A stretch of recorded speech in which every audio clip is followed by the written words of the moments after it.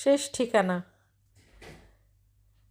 আসলে যখন আমরা শেষ ঠিকানা বলি, তখন আমরা আমাদের ভিতরে একটা কেমন যেন একটা আতঙ্ক বা ভয় লাগে। হ্যাঁ, আমারও ঠিক তেমনই ভয় লেগেছিল। আমি আজকে গিয়েছিলাম বার্কিংয়ে, রিপোজ সাইড রোডে, ওখানে একটা সেমেট্রি আছে। ওখানে আমরা যেটাকে বলি কবরস্থান, বেশ বড়, একদম বিশাল বড় সেটা আমি বলবো না, তবে বেশ বড় একটা সেমেট্রি ওখানে। আর এটা মনে হয় খ্রিস্টানদের, শুধু খ্রিস্টানদের জন্যই মনে হচ্ছে আমার, যেহেতু ওখানে আমি অন্য কোনো সম্প্রদায়ের নাম দেখতে পাইনি। তারপরে আমি 100% শিওর না, তবে ওখানে যখন গেছি না, তখন আমার না খুব কেমন যেন লাগছিল একটু। একদম নিস্তব্ধ, মানুষজন নাই। দেখেন আমি একা, ভিতরে কিছু কিছু মানুষ দেখা যাচ্ছে, কি আর বলবো। এর আগে একবার একটা সেমিটিতে গিয়েছিলাম একাই, তবে তখন বেশ আবহাওয়াটা কীরকম ছিল, মেঘলা, টিপি টিপির বৃষ্টি পড়ে, আর মানুষজন দেখা যাচ্ছিল ওখানে। তবে ওটা ছিল ওটা সুন্দর পার্ক ছিল, ভিতরে অনেক ফুল টুল, অনেক সুন্দর। আর সময়টা ছিল তখন জুন জুলাই বা এরকম, মার্চ এপ্রিল জুন এরকম। তো অনেক সুন্দর। তাই ওখানে একটা অভিজ্ঞতা, খুব খারাপ একটা অভিজ্ঞতা আমার হয়েছিল। যাই হোক, এখানে আমার তেমন কোনো কিছু হয়নি। আমি একা একা হেঁটেছি, ঘুরেছি ফিরেছি, দেখেছি। দেখার কী বা আছে বলেন, সব কবর, এত মানুষের কবর এখানে।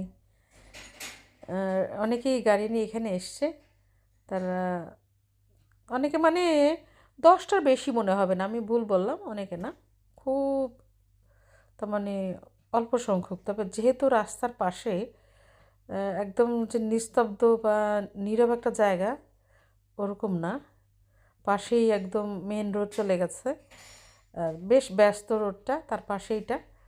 আর আজকে দিনটা অনেক সুন্দর ছিল, অর্থাৎ রোদ, এত সুন্দর রোদ, কিন্তু প্রচণ্ড ঠান্ডা। রোদ দেখলে মনে হবে যেন আজকে অনেক গরম পড়েছে, কিন্তু আসলে না, আসলে কিন্তু একদম ঠান্ডা। আমি গতকালও ভেবেছিলাম একবার ওখানে যাব, গিয়ে কিছু ভিডিও করে নিয়ে আসব, কিন্তু আমি না, দেখলাম যে আবহাওয়াটা খুব বাজে। গতকাল না, তার আগের দিন, গতকালও ভালোই ছিল রোদ, কিন্তু আমি গতকাল যার চেষ্টা করেছি, যেতে পারিনি। তার আগের দিন আমি যখন চিন্তা করেছি যাব, গিয়েও ছিলাম, কিন্তু ওখান থেকে আমি কোনো ভিডিও করিনি, কারণ অন্ধকার অন্ধকার ভাব, কারণ আকাশটা একেবারে মেঘাচ্ছন্ন ছিল। আর আগেরবারও ঠিক এমন হয়েছিল, আমি ওরকম সময় গিয়েছিলাম, আর আমার সাথে অনেক সমস্যা হয়েছে, কারণ এখানে অনেক ব্যাড স্পিরিটও থাকে। হ্যাঁ, তা এবার আর কেন ওরকম আবহাওয়া দেখে আমি যাইনি, কিন্তু আজকে বেশ সুন্দর আবহাওয়া ছিল, দেখতেই পাচ্ছেন। তা আমি ওখানে গিয়েছিলাম, গা ছমছম করে। চারিদিকে তেমন মানুষ দেখা যাচ্ছে না, তো দেখেন মানুষ দেখতে পাবেন খুব কম, তবে খুব পরিষ্কার পরিচ্ছন্ন, একেবারে খুব সুন্দর। আর ব্রিটিশদের জিনিস ওরা মেনটেন করে ভালো, তবে অনেক পুরনো তো, অনেক কবর দেখা যাচ্ছে ওদের, যেগুলো বাঁধানো ছিল ওগুলো ভেঙে গেছে। আর মেরামতের কাজ কারা করে তা তো আমি বলতে পারবো না, এই জন্য দেখা যাচ্ছে অনেকই আছে যে ভাঙা। আর কিন্তু বেশ অনেক, যেগুলো আছে অনেক সুন্দর করে আছে, মানুষজন আসে, ফুল দেয়। আসলে মনের একটা ব্যথা, তাই না? এখানে গেলে পরে নিজের ভিতরের জন্য কেমন একটা কেমন একটা দুঃখ দুঃখ ভাব এরকম লাগে। তা অনেক সময় কাটালাম, আর মনে মনে ভাবলাম যে একদিন আমারও এখানে আসতে হবে, শেষ ঠিকানা, আমাদের সবারই শেষ ঠিকানা। কবরগুলো দেখলে কেমন যেন লাগে, এই ভিতরে একজন শুয়ে আছে না। আমি হাঁটছি হাঁটছি অনেক দূর, বেশ বড় না, তারপরও কম না, হয়তো বা ওরকম কয় বিঘা হবে জমি, হয়তো বা 4-5 বিঘা হবে, তারও বেশি হতে পারে। এরকম জায়গাটা সুন্দর আর কি, না জায়গাটা সুন্দর।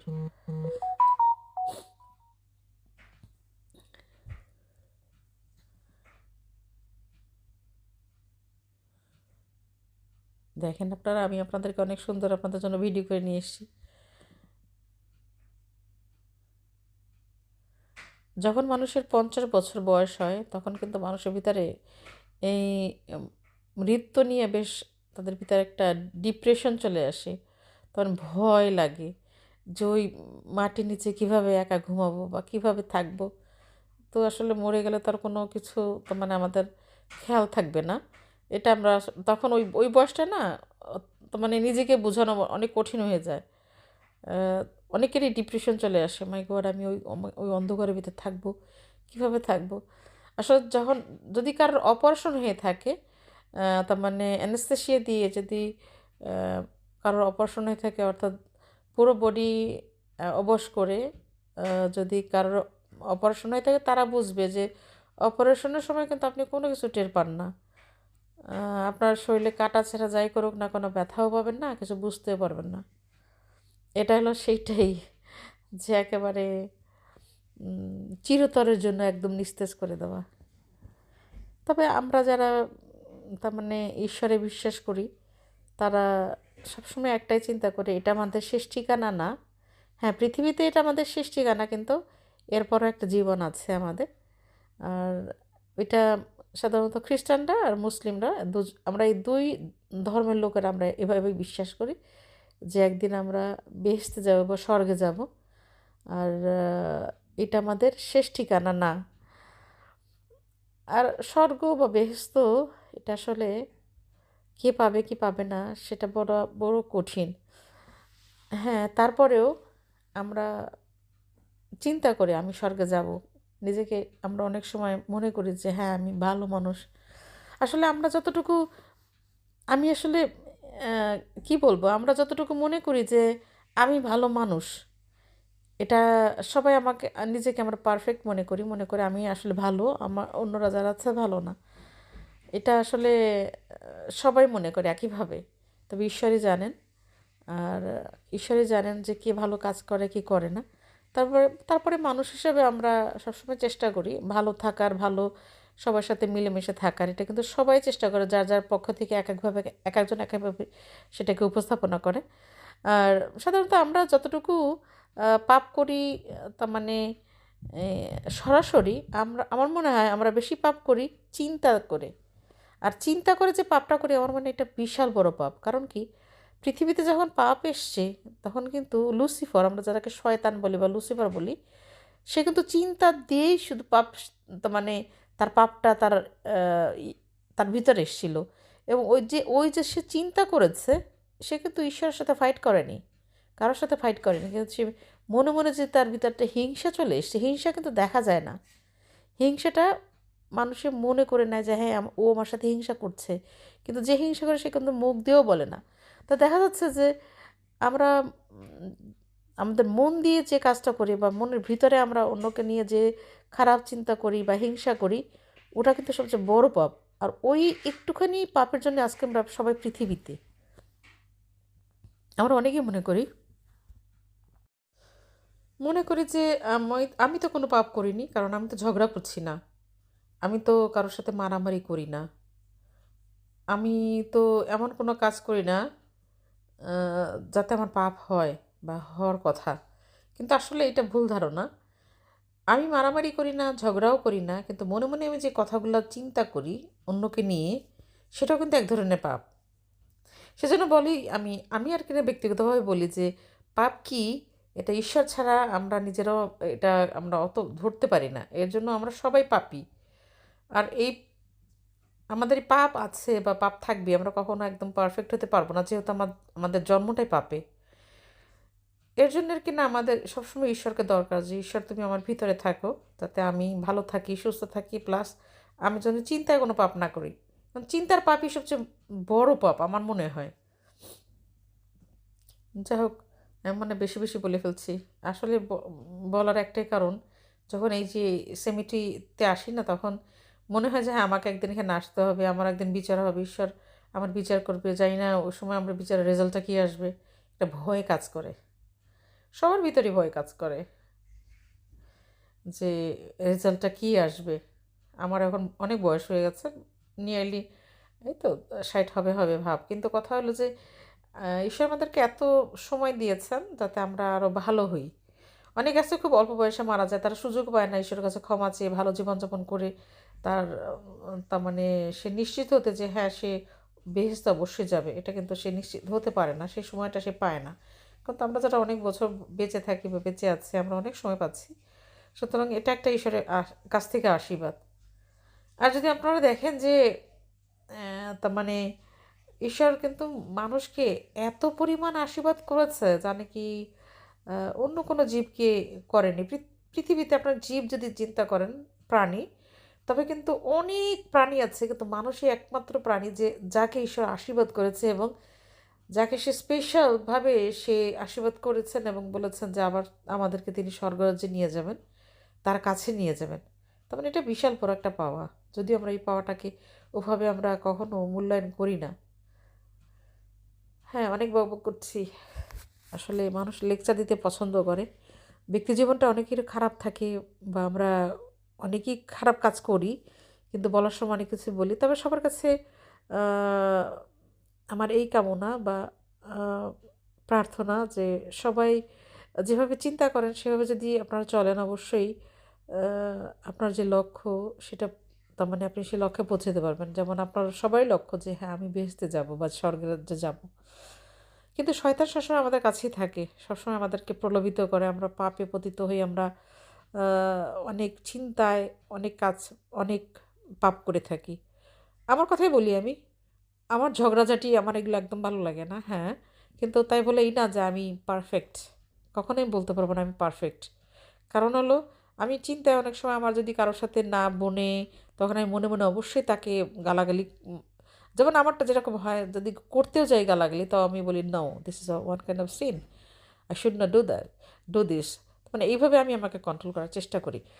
যাই হোক, তার মানে সেমিটিতে এসে আমার মাঝে মাঝে ভয় লাগে, মাই গড এখানে আমাকে আসতে হবে, আহ, আর হঠাৎ যদি মারা যাই তাহলে আমার কী হবে, আমি তো ঈশ্বরের কাছে ক্ষমা চেতে পারলাম না, বা আমি আমার জীবনটা কীভাবে যাপন করেছি এটা আমি তো আহ, নিজেও জানি না যে আমি আদৌ স্বর্গে যেতে পারবো কি না। তবে ছোটোবেলা আমার যা হতো, আমি না চেষ্টা করতাম যে আজকে সারাদিন একটা মিথ্যা কথা বলবো না, তারপরে আজকে সারাদিন আমি ব্রেন দিয়ে তার মানে কারোর বিরুদ্ধে আমি কোনো ধরনের খারাপ চিন্তা করব না, এই ধরনের অনেক কিছু আমি প্র্যাকটিস করতাম।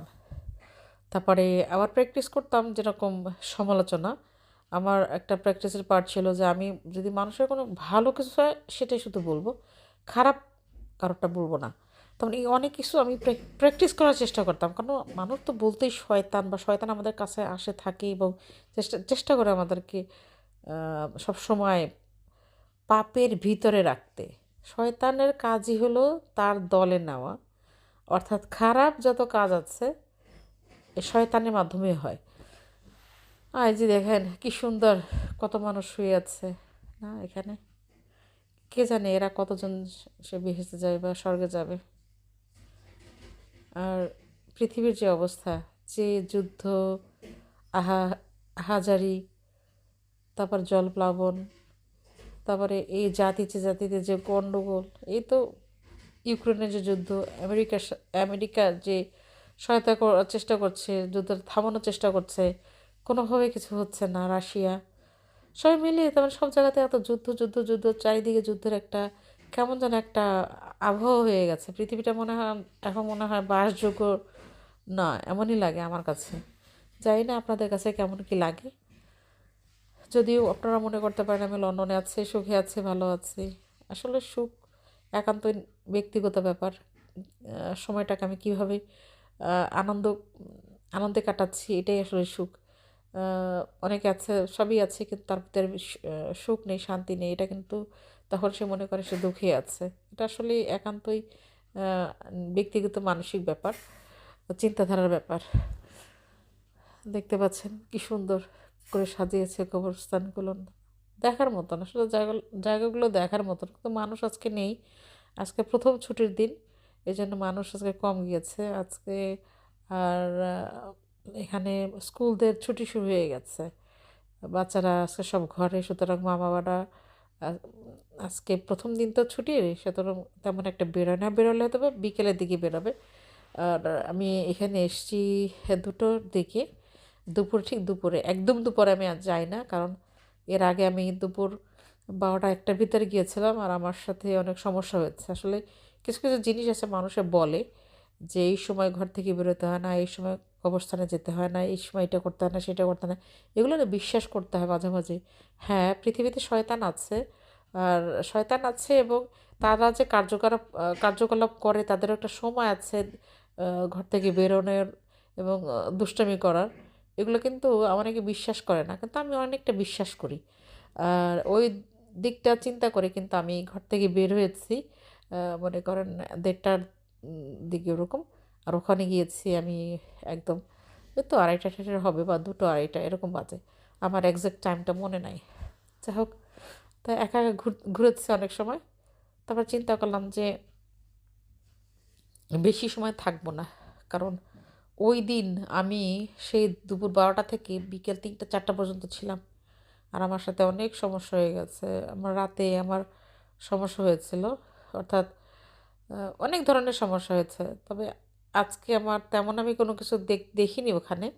তা একা কখনো যাওয়া ঠিক না, কিন্তু আমার সাথে আমি কাউকে নিতে পারিনি। আমার যে বান্ধবী ছিল সে অসুস্থ, আর আমি একাই, এছাড়া আমার যাওয়ার আর তো মানে কেউ ছিল না, আমাকে একাই যেতে হয়েছে। গেলাম, দেখলাম, ঘুরলাম ফিরলাম, দেখি রাতে কোনো আবার আজকে আমাকে কোনো খারাপ আত্মা আমাকে অ্যাটাক করে কি না, এটা আমার সাথে হয়। আহ, আমার কাছে বাইবেল না থাকলেই দেখা যায় রাতে আমাকে অ্যাটাক করে, অর্থাৎ কোনো কিছু একটা করবে। আমার অনেকবার আমার পা ধরে টান দেয়, তারপরে অনেক কিছু করে আমাকে। যাই হোক, একদিন আমি আমার ঘরের ভিতরে দেখে একটা সুতো, সুতো মানে দড়ি, কোনো বাতাস নাই, কিছু নেই, কিন্তু তো মানে দুলছে জোরে জোরে। হ্যাঁ, কিন্তু আমার ভয় লাগেনি, তেমন একটা ভয় লাগে না, কারণ জানি ঈশ্বর আছে আমার সাথে, এই জন্য অতটা ভয় লাগে না।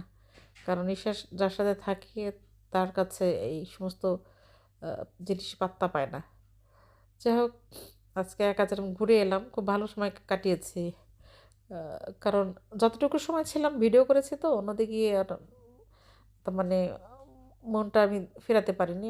ওই ওই এই সমস্ত ভিডিও নিয়ে ব্যস্ত ছিলাম। আর কিছু কিছু সময় দেখেছি মানুষ গাড়ি নিয়ে এসছে, কিন্তু খুব কম, একেবারে তার মানে একা হাতে গোনা কয়েকটা গাড়ি এসছে।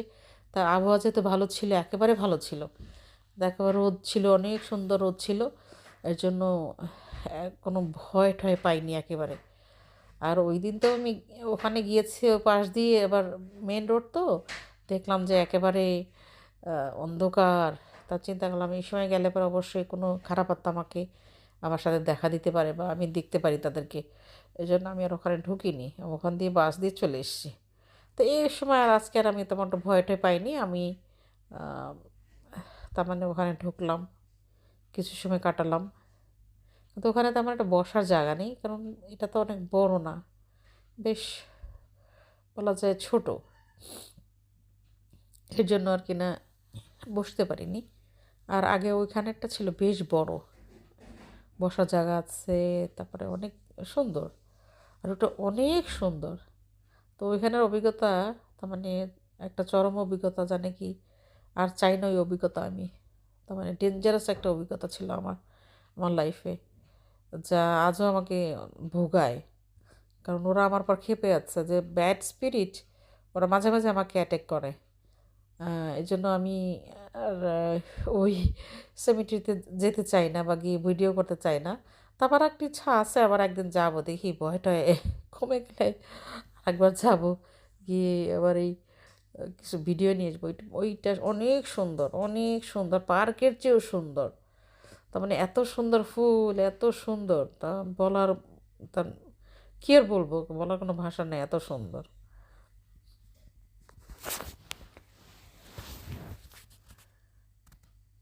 দেখতে থাকেন।